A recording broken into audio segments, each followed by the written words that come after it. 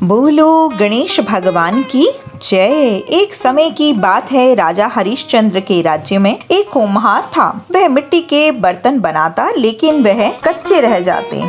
एक पुजारी की सलाह पर उन्होंने इस समस्या को दूर करने के लिए एक छोटी मिट्टी के बर्तनों के साथ आवा में डाल दिया। उस दिन संकष्टी चतुर्थी का दिन था। उस बच्चे की माँ अपने बेटे के लिए परेशान थी। उसने गणेश जी से बेटे की कुशलता की प्रार्थना की। दूसरे दिन जब कुम्हार ने सुबह उठकर देखा तो आवे में उसके बर्तन तो पक गए थे, लेकिन बच्चे का बाल भी बांका नहीं हुआ था। वह डर गया। राजा के दरबार में जाकर उसने सारी घटना बतला दी। इसके बाद राजा ने उस बच्चे और उसकी माँ को बुलवाया तो माँ ने सभी तरह के विघ्न को दूर करने वाले संकष्टी चतुर्थी का वर्णन किया। इस घटना के बाद से महिलाएं संतान और परिवार के सौभाग्य के लिए संकट चौथ का व्रत करने लगीं। बोलो गणेश भगवान की जय।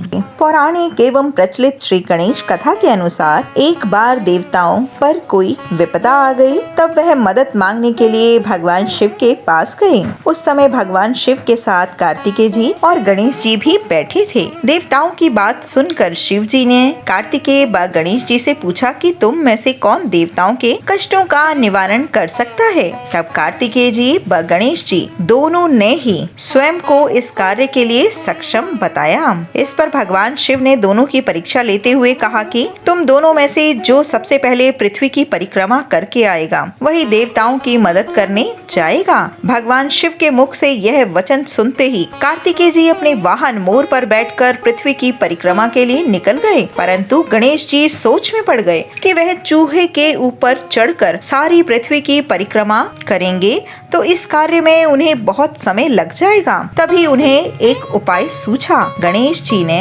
अपने स्थान से उठे और अपने माता पिता की 7 बार परिक्रमा करके वापस बैठ गए। परिक्रमा करके लौटने पर कार्तिकेय जी स्वयं को विजेता बताने लगे। तब शिव जी ने श्री गणेश से पृथ्वी की परिक्रमा न करने का कारण पूछा। तब गणेश जी ने कहा, माता पिता के चरणों में ही समस्त लोक हैं। यह सुनकर भगवान शिव ने गणेश जी को देवताओं के संकट दूर करने की आज्ञा दी। इस पर भगवान शिव जी ने गणेश जी को आशीर्वाद दिया कि चतुर्थी के दिन जो भी तुम्हारा पूजन करेगा और रात्रि में चंद्रमा को अर्घ देगा उसके तीनों ताप यानी दैहिक ताप, दैविक ताप और भौतिक ताप दूर होंगे। इस व्रत को करने से व्रतधारी के सभी तरह के दुख दूर होंगे और उन्हें जीवन के भौतिक सुखों की प्राप्ति होगी। चारों तरफ से मनुष्य को सुख समृद्धि की प्राप्ति होगी। पुत्र पौत्रादि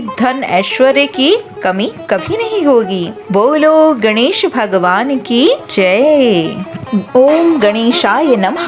गणेश जी को पार्वती जी का दुलारा भी कहा जाता है। गणेश जी के बारे में यह भी कहा जाता है कि गणेश जी ने एक बार अपनी माता जी की आज्ञा का पालन करने के लिए शिव जी से भी लड़ाई की थी। गणेश जी को गजानन के नाम से भी जाना जाता है और दुखहर्ता के नाम से भी गणेश जी के भक्त उन्हें जानते हैं। गणेश चतुर्थी के पावन अवसर पर गणेश जी के भक्त पूरी श्रद्धा और विश्वास के साथ गणेश जी की आराधना करते हैं और साथ ही गणेश जी के विसर्जन के साथ यही कामना करते हैं कि हर साल गणेश चतुर्थी को पूरे विश्वास के साथ मनाएं। गणेश भगवान की जय। एक बार महादेव जी पार्वती जी सहित नर्मदा के तट पर गए। वहाँ एक सुंदर स्थान पर पार्वती जी ने महादेव के साथ चौपड़ पासा खेलने की इच्छा व्यक्त की। तब शिव जी ने कहा, हमारी हार जीत का साक्षी कौन होगा। पार्वती जी ने तत्काल वहाँ की घास के तिनके को बटोरकर एक पुतला बनाकर उसमें प्राण प्रतिष्ठा करके उनसे कहा, बेटा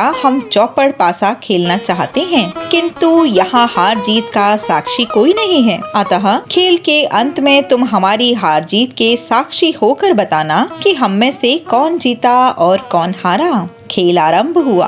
देव योग से तीनों बार पार्वती जी ही जीती। जब अंत में बालक से हार जीत का निर्णय कराया गया तो उसने महादेव जी को ही विजयी बताया। पार्वती जी ने क्रोधित होकर उसे एक पांव से लंगड़ा और वहाँ के कीचड़ में फंसे रहकर दुख भोगने का श्राप दे दिया। बालक ने विनम्रता पूर्वक कहा, माँ, मुझसे अज्ञानवश ऐसा हो गया है। मैंने किसी कुटिलता या द्वेष के कारण ऐसा नहीं किया।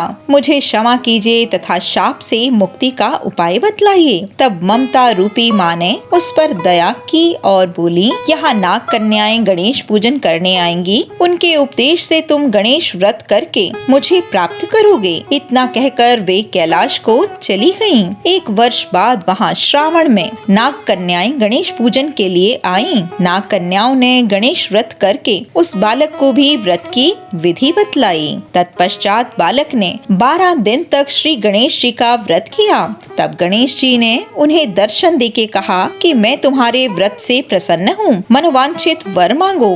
बालक बोला, भगवान, मेरे पाँव में इतनी शक्ति दे दो कि मैं कैलाश पर्वत पर अपने माता पिता के पास पहुँच सकूं और वे मुझ पर प्रसन्न हो जाएं। गणेश जी ने तथा अस्तु कहकर अंतर्ध्यान हो गए। बालक भगवान शिव के चरणों में पहुँच गया। शिव जी ने उनसे वहाँ तक पहुँचने के साधन के बारे में पूछा। तब बालक ने सारी कथा शिव जी से सुना दी।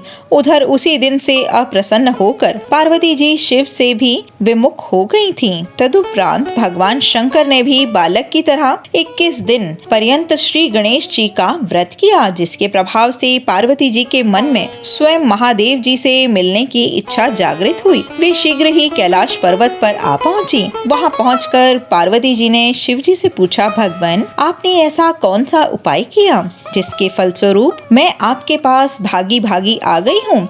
शिव जी ने गणेश व्रत का इतिहास उनसे कह दिया। तब पार्वती जी ने अपने पुत्र कार्तिकेय से मिलने की इच्छा की और 21 दिन पर्यंत 21 की संख्या में दूर्वा, पुष्प और लड्डुओं से भगवान गणेश जी का पूजन किया। 21वें दिन कार्तिकेय जी स्वयं ही पार्वती जी से आ मिले। उन्होंने भी माँ के मुख से इस व्रत का महात्म्य सुनकर व्रत किया। बोलो गणेश भगवान की जय।